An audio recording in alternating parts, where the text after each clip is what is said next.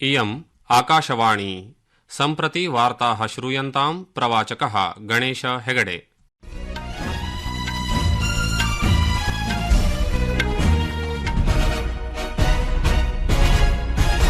आदौ मुख्यवार्ताः। झारखण्ड राज्यस्य विभिन्नेषु भागेषु मतदानं शान्तिपूर्वकं सञ्जातम्। 10 राज्याणां वायनाडस्य च आहत्य 31 विधानसभा आसनेषु उपनिर्वाचनार्थं मतदानम् अभवत्। प्रधानमन्त्री श्री नरेन्द्र मोदी अद्य बिहारस्य दरभंगातः विविध विकासात्मक परियोजनाभिः सह देशस्य विभिन्न रैल्वे स्थानकेषु 18 प्रधानमन्त्री भारतीय जन औषधि केन्द्राणां समर्पणं कृतवान्। महाराष्ट्रे मतदातॄणां समर्थनं प्राप्तुं विभिन्नाः राजनैतिकदलाः तीव्र प्रयत्नशीलाः सन्ति। राष्ट्रपतिः विकसित भारतस्य लक्ष्यं प्राप्तुं ग्रामविकासे बलं दत्तवती। भारतस्य सर्वोच्च न्यायालयेन निर्णयः कृतः यत् कार्यपालिका व्यक्तीनां सम्पत्तिं ध्वंसं कृत्वा अपराधनिर्धारणे न्यायपालिकारूपेण कार्यं कर्तुं नैव शक्नोति। अपि च बैडमिण्टन् क्रीडायां पीवी सिन्धुः जापानदेशे कुमामोटो मास्टर्स इति प्रतियोगितायां महिलानाम् एकलपक्षस्य 16तमे चक्रे प्रविष्टवती। अथ वार्ताः विस्तरेण। झारखण्ड राज्यस्य विभिन्नेषु भागेषु मतदानं शान्तिपूर्वकं सञ्जातम्। प्रथमचरणस्य विधानसभा निर्वाचनस्य कठिन सुरक्षा व्यवस्थायाः मध्यम् अद्य मतदानं पूर्णम् अभवत्। अस्मिन् चरणे 15 जनपदेषु 43 आसनेभ्यः मतदानं जातम्। मतदानं प्रातः 7 वादने आरब्धं, यत्र 31 आसनानां 50,900 संवेदनशील मतदानकेन्द्राणि विहाय अन्येषु भागेषु सायं 4 वादनपर्यन्तं मतदानं सम्पन्नं जातम्। 10 राज्याणां वायनाडस्य च आहत्य 31 विधानसभा आसनेषु उपनिर्वाचनार्थं मतदानम् अभवत्। एतेषु राजस्थानस्य 7, पश्चिमबंगस्य 6, असमस्य 5, बिहारस्य 4, कर्णाटकस्य 3, मध्यप्रदेशस्य 2 आसनानि च सन्ति। एतदतिरिक्तं केरल, छत्तीसगढ़, गुजरात, मेघालय नगरेषु एकैकं विधानसभा आसने उपनिर्वाचनानि अपि अभवन्। प्रधानमन्त्री श्री नरेन्द्र मोदी अद्य देशस्य विभिन्न रैल्वे स्थानकेषु 18 प्रधानमन्त्री भारतीय जन औषधि केन्द्राणां समर्पणं कृतवान्। मोदी महोदयेन एतेषां केन्द्राणाम् उद्घाटनं बिहारस्य दरभंगातः 12,000 कोटि रूप्यकेभ्योऽपि अधिक मूल्यानाम् अन्य विकासात्मक परियोजनाभिः सह दृश्य सम्मेलनद्वारा कृतम्। एतेषु केन्द्रेषु यात्रिकाणां कृते रैल स्थानकेषु प्रमूल्य औषधानाम् उपलब्धता सुनिश्चिता भविष्यति। अस्मिन् अवसरे प्रधानमन्त्री मोदी अवदत् यत् तस्य सर्वकारस्य मुख्यं ध्यानं देशे समग्र स्वास्थ्य सेवासु वर्तते।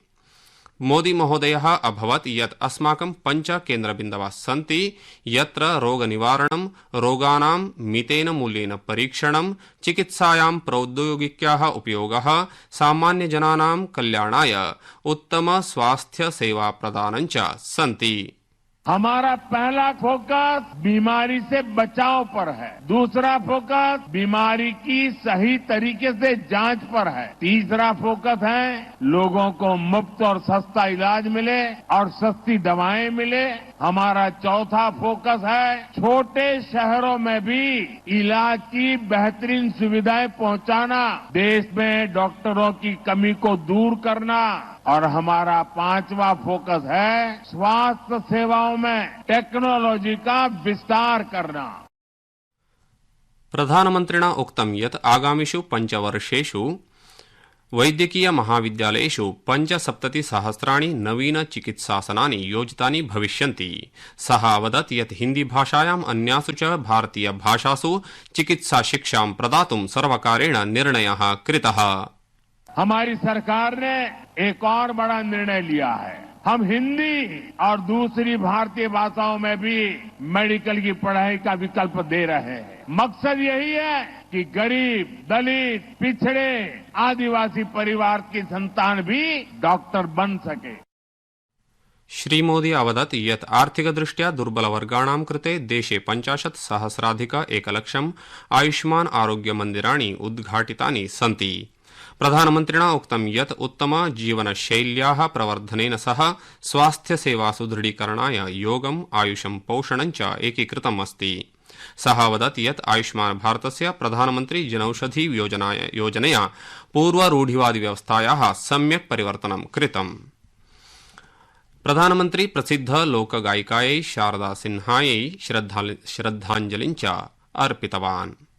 महाराष्ट्रे मतदातॄणां समर्थनं प्राप्तुं विभिन्नाः राजनैतिकदलाः तीव्रप्रयत्नशीलाः सन्ति। राजनैतिकप्रचाराः च चरमसीमायां वर्तते। भाजपा वरिष्ठनेता तथा केन्द्रीय मन्त्री अमितशाहः धूलमण्डलस्य सिन्धखेडायां सभां सम्बोधयन् महाराष्ट्रे सत्ताधारी महायुति गठबन्धनं पुनः सत्तां प्राप्स्यति इति पुनः पुष्टिं कृतवान्। संस्कृतवार्तायाः संस्करणमिदम् इदानीम् आकाशवाणीतः प्रसार्यते।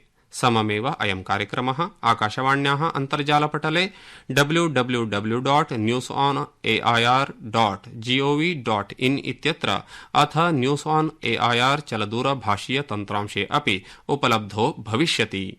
राष्ट्रपतिः द्रौपदी मुर्मू वर्यया प्रोक्तं यत् पर्यटनस्य विकासेन च न केवलम् अस्माकम् ऐतिहासिक स्मारकाणां प्रचारः भवति अपितु युवानां कृते विशाल उद्योगानाम् अवसराः अपि सृज्यन्ते इति। दादरा नगर हवेली दमन दीव केन्द्रशासित प्रदेशयोः 3 दिवसीय भ्रमणं कुर्वती राष्ट्रपतिः अद्य तत्र विविध विकास परियोजनानाम् उद्घाटनं कृतवती। सभां सम्बोधयन् राष्ट्रपतिः क्षेत्रस्य पर्यटन शिक्षा औद्योगिक विकासे च केन्द्रशासित क्षेत्र दमन दीव दादरा नगर हवेली प्रशासनयोः प्रयत्नानां प्रशंसाम् अपि कृतवती। राष्ट्रपतिः विकसित भारतस्य लक्ष्यं प्राप्तुं ग्रामविकासे अपि बलं दत्तवती। राष्ट्रपतिः आदिवासी समुदायस्य कल्याणाय केन्द्रसर्वकारस्य प्रतिबद्धतायाः अपि पुनः पुष्टिं कृतवती।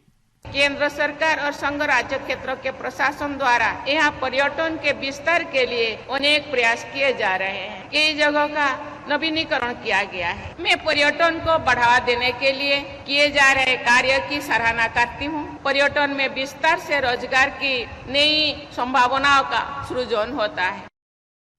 पूर्वं राष्ट्रपतिः सिल्वासा नगरस्य नामो इति चिकित्सा शिक्षा संशोधन संस्थायाः अपि भ्रमणं कृतवती। अनन्तरं राष्ट्रपतिः दीयू क्षेत्रस्य INS खुक्री स्मारकस्य दर्शनमपि करिष्यति। भारतस्य सर्वोच्च न्यायालयेन निर्णयः कृतः यत् कार्यपालिका व्यक्तीनां सम्पत्तिं ध्वस्तं कृत्वा अपराधनिर्धारणे न्यायपालिकारूपेण कार्यं कर्तुं नैव शक्नोति। अभियुक्त व्यक्तिस्य विरुद्धम् अधिकारिभिः बुलडोजर कार्याणि इति विरुध्य विचारणावसरे एकस्मिन् महत्वपूर्ण निर्णये न्यायालयेन उक्तं यत् याचनासु समुचित प्राधिकरणं विना कोऽपि विध्वंसः स्वेच्छाचरणम् इति गण्यते। सर्वोच्च न्यायालयेन उक्तं यत् पूर्वं कारण प्रदर्शन सूचनां विना कोऽपि ध्वंसः न भवेत्। अमेरिकी राष्ट्रपति निर्वाचितः डोनाल्ड ट्रम्पः नूतनस्य सर्वकारीय दक्षता विभागस्य स्थापनायाः घोषणां कृतवान्, यस्य नेतृत्वं टेस्ला संस्थायाः मुख्य कार्यकारी अधिकारी एलोन मस्कः उद्यमी विवेक रामस्वामी च करिष्यतः। भारतीय ऋतुविज्ञान विभागेन सूचितं यत् दिल्ली NCR इति राष्ट्रिय राजधानी प्रदेशः हिमधूमस्य घनस्तरेण अद्य व्याप्तः आसीत्। भारतीय ऋतुविज्ञान विभागानुसारम् अद्य प्रातः दिल्ली प्रदेशस्य अनेकेषु भागेषु अतीव सघन धूमिकायाः स्थितिः दृष्टा, येन कारणेन नवदिल्ली नगरस्य इन्दिरागान्धी अन्ताराष्ट्रिय विमानस्थानके नैकेषां विमानयानानां विलम्बस्य सूचनाः अपि प्राप्ताः।